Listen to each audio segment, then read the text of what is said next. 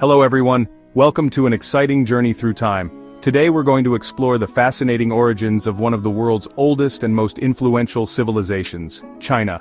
So, buckle up and get ready to travel back thousands of years to the very beginning of Chinese history. Let's travel back in time to the start of China, along the Yellow River. This river, often called the cradle of Chinese civilization, is where it all began. Imagine the vast, fertile plains stretching out before you, with the mighty Yellow River winding its way through the landscape, providing life and sustenance to the early settlers. This river is super important. It's where Chinese civilization began. The Yellow River's rich silt deposits created fertile land, perfect for agriculture. Early communities thrived here, developing farming techniques and building the foundations of what would become a great civilization. Long ago, dynasties like the Xia and Shang lived here. The Xia dynasty is often considered the first Chinese dynasty, though much of its history is shrouded in legend. Following the Xia, the Shang dynasty emerged, bringing with it advancements in writing, art, and technology. We don't know everything about them. It's like a puzzle with some missing pieces, but archaeologists are helping us learn more. Through careful excavation and study, they uncover artifacts and remnants of these ancient societies, piecing together the story of early China. The Shang dynasty was really good at making things out of bronze, and they used special bones to try and tell the future. These oracle bones inscribed with early Chinese characters were used in divination rituals, providing a glimpse into the spiritual and daily lives of the Shang people. Then came the Zhou dynasty, which lasted for a super long time, almost 800 years. The Zhou dynasty is known for its philosophical and cultural developments as well as its political innovations. It was during this period that the concept of the mandate of heaven was introduced, justifying the rule of the emperor as divinely ordained. During this time, important ideas like Confucianism and Taoism were born. These philosophies, introduced by thinkers like Confucius and Laozi, emphasized harmony, morality, and the natural order, shaping Chinese culture and society for centuries to come. These ideas still influence China today.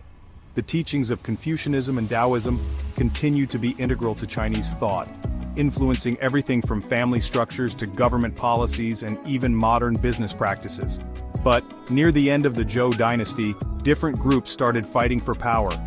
This period of instability and conflict set the stage for significant changes in Chinese history, as various states vied for dominance. This was called the Warring States period. It was a time of great turmoil and warfare, but also of innovation and development.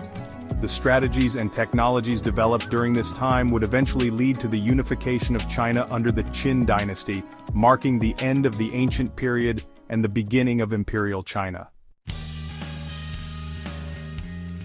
After all that fighting, a powerful leader named Qin Shi Huang came along. He was a visionary and a strong military leader who managed to conquer the warring states and bring them under one rule. His ambition and strategic mind were unparalleled, and he had a grand vision for a unified China. He became the first emperor and brought all of China together in 221 BC. This was a monumental achievement, as it marked the first time in history that China was unified under a single ruler. The unification of China laid the foundation for the future of the Chinese civilization. He created the Qin dynasty, which, although short-lived, was incredibly influential. The establishment of the Qin dynasty marked the beginning of Imperial China, a period that would last for over 2,000 years. Even though it didn't last very long, Qin Shi Huang did a lot of important things. He was a reformer who implemented a series of sweeping changes that transformed Chinese society. His reign was marked by significant achievements in various fields. He made sure everyone used the same money, writing, and measurements, which helped unite China.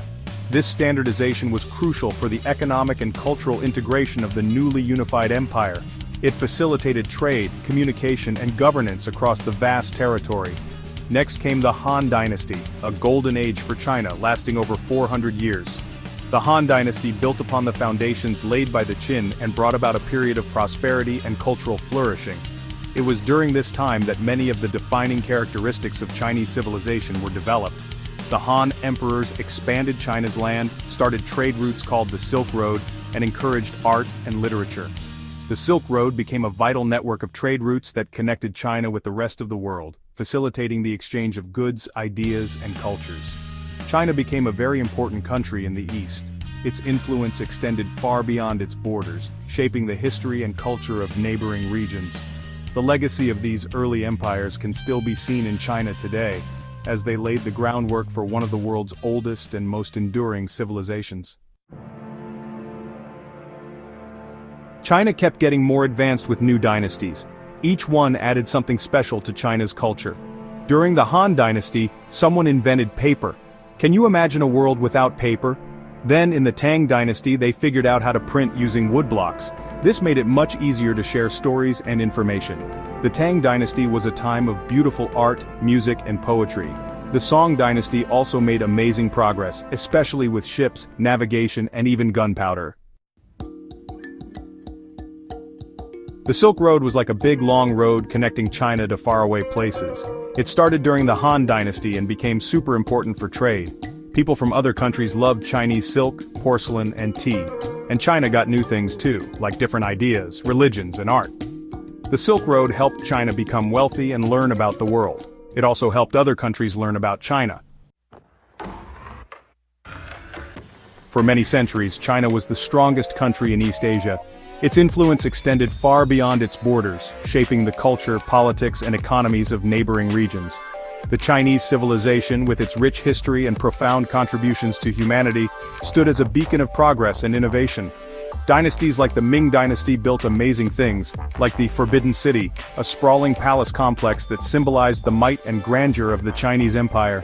The Ming Dynasty was also known for its architectural marvels, which included not just palaces but also temples, pagodas, and bridges that have stood the test of time, and sent ships to explore the world.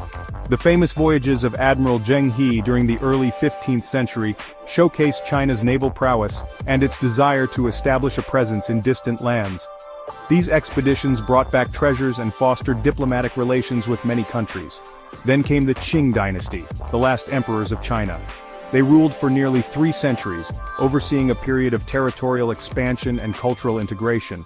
The Qing emperors were known for their elaborate court ceremonies and their efforts to maintain the stability and prosperity of the empire. They added more land to China and mixed their own Manchu culture with Chinese culture. This fusion created a unique blend of traditions, art, and customs that enriched the Chinese cultural tapestry. The Qing dynasty's influence can still be seen in various aspects of modern Chinese society, but things started to go wrong in the 1800s. The once mighty empire began to face numerous challenges, both from within and outside its borders. Internal strife, government corruption, and a series of natural disasters weakened the Qing dynasty's hold on power. Problems inside China like fighting and corruption made the Qing dynasty weak. Rebellions and uprisings became more frequent, further destabilizing the empire. The Taiping Rebellion, one of the deadliest conflicts in history, exemplified the internal turmoil that plagued the Qing rulers. Other countries saw this as a chance to take advantage of China. Foreign powers, eager to expand their own empires, imposed unequal treaties and seized Chinese territories. The Opium Wars and the subsequent Century of Humiliation marked a period of significant foreign intervention and exploitation, leaving a lasting impact on China's national psyche. The 1800s were a difficult time for China. European countries wanted to control parts of China and trade with them, even though China wanted to be left alone. The Opium Wars happened because Britain was selling opium in China, which caused lots of problems. China lost these wars and had to give up some of its land. This was a very upsetting time for China, and it made people feel angry towards other countries. The Qing dynasty became even weaker. In the early 1900s, the Qing dynasty ended, and China changed forever. A revolution led by Sun Yat-sen created the Republic of China in 1912, but there were still lots of problems, like fighting between different groups. Then the Chinese Communist Party, led by Mao Zedong, became very powerful. After a long civil war, the Communists won in 1949 and created the People's Republic of China. Mao Zedong changed China a lot. He wanted to make China a strong industrial country very quickly. He made big changes to farming and land ownership, but these changes also caused problems, like a terrible famine. After Mao died, Deng Xiaoping became the leader. He made big changes to the economy, allowing more businesses and trade. This helped China grow very quickly and become a powerful country in the world. Today, China is one of the most important countries in the world. It has a strong economy and military, and it influences many other countries.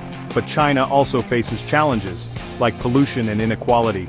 What happens next in China is important for everyone in the world. China is like a sleeping dragon that has woken up, and its actions will shape the future.